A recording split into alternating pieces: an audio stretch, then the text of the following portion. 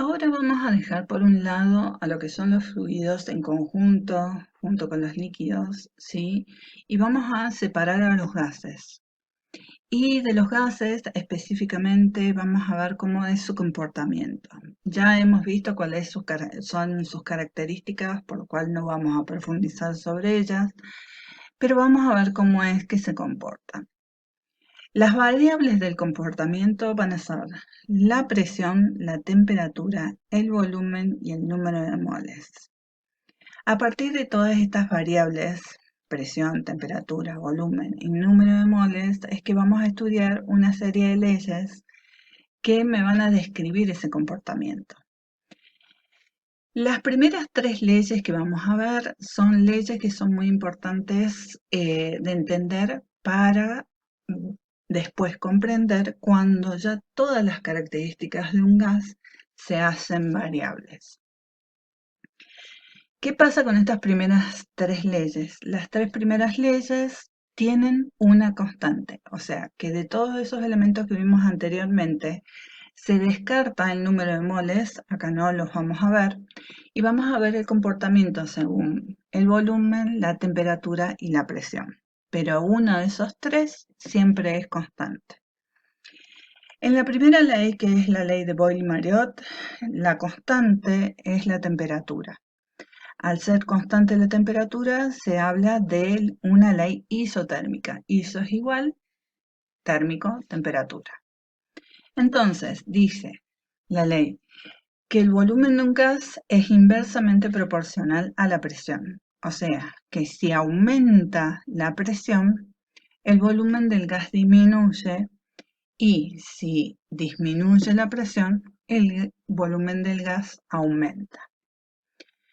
La primera ley de Charles y Gay-Lussac se llama también ley isobárica. Isobárica, ¿por qué? Porque la presión es la constante. En este caso, la relación va a ser entre volumen y temperatura. Si, por ejemplo, la temperatura aumenta, el volumen también aumenta. ¿Por qué? Porque la relación existente entre volumen y temperatura es directamente proporcional. Entonces, también, si disminuye la temperatura, el volumen del gas también disminuye. La tercera ley es la isocórica. En este caso, entonces, lo que es constante es el volumen. Al ser constante el volumen, también tenemos una relación directa entre las otras dos variables, entre presión y temperatura. Por lo cual, si aumenta la temperatura, aumenta la presión, y si disminuye la temperatura, disminuye la presión. Entonces ahí tenemos las tres primeras leyes de los gases. Ahora bien, cuando ni la presión, ni la temperatura, ni el volumen son constantes, lo que se utiliza es la ecuación general del estado gaseoso. Esta ecuación es una agrupación de las tres leyes anteriores, donde vamos a encontrar que la presión, el volumen y la temperatura son variables, ¿sí? El número de moles dependerá del gas y la constante es un número, que es el que tenemos aquí abajo, que se llama constante de los gases. Entonces, esta ecuación dice que la presión por el volumen sobre la temperatura es igual al número de moles, que se calcula masa sobre peso molecular, y la constante de los gases, que es este número que tenemos aquí abajo. Ya más adelante, cuando ustedes vean en biofísica o física biológica de la materia de primer año, esto lo van a profundizar aún más. ¿Qué es lo que se hace para calcular alguna de estas variables? Lo único que se tiene que hacer es un traspaso de término.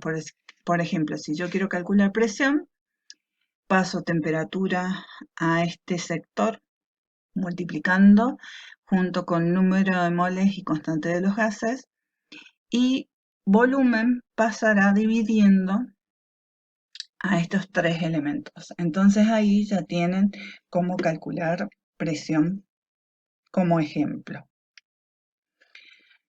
La atmósfera terrestre es un conjunto de gases, no es un solo gas, ¿sí? Es un conjunto de gases que no reaccionan entre sí. La característica que tienen es que hay distintas proporciones de estos gases y está compuesto principalmente por nitrógeno, oxígeno, vapor de agua, dióxido de carbono, que es lo que más conocemos, más una serie de gases raros que están en un porcentaje muy pequeño.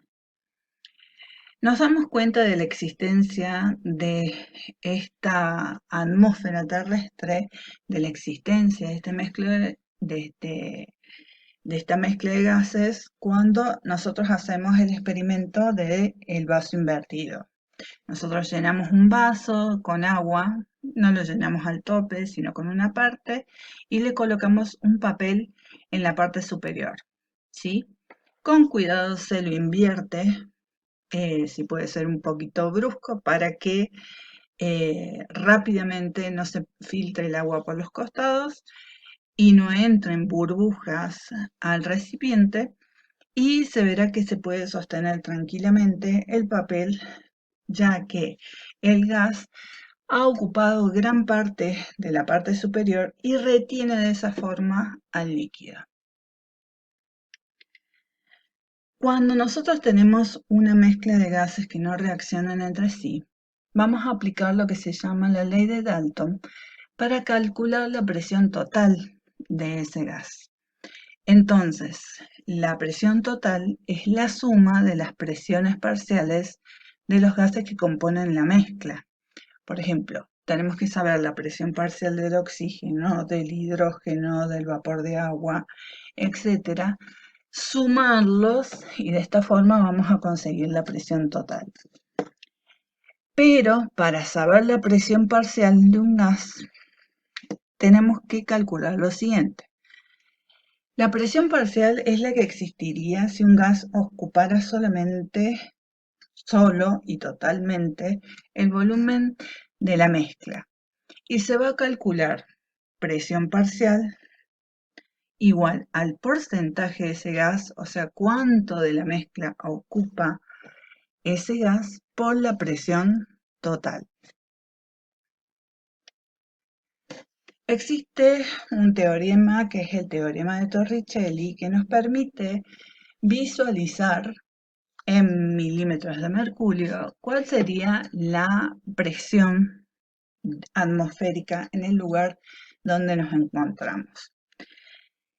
Esto se hace de la siguiente forma, se experimenta de la siguiente forma. Se llena un tubo de ensayo con mercurio, se lo coloca invertido dentro de un recipiente también con mercurio y a través de una escala se miden la cantidad de milímetros de altura que va a tener hasta que nos quede solamente la capa de aire, o sea, cuántos milímetros de mercurio hay en este tubo lleno sin contar el aire. Entonces, de esa forma se sabe cuál es la presión atmosférica en ese lugar.